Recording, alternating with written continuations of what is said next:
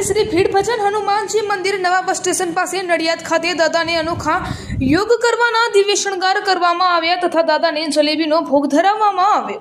સવારે 6:30 કલાકે શણગાર આરતી કરવામાં આવી। આજે 10મો આંતરરાષ્ટ્રીય યોગ દિવસની ઉજવણી પ્રસંગે દાદાના ગર્ભગૃહ સૂર્ય નમસ્કાર અને યોગ કરવાના અલગ અલગ સ્ટેપના પોસ્ટરથી શણગારવામાં આવ્યું। દાદાએ સંદેશો આપ્યો કે દરરોજ સવારે સૂર્ય નમસ્કાર અને યોગ કરવા જોઈએ અને તેનાથી તમારું સ્વાસ્થ્ય સારું રહેશે અને આ શણગાર શનિવારે પણ રાખવામાં આવશે જેથી દરેક ભક્તોને આ સંદેશો મળી રહે।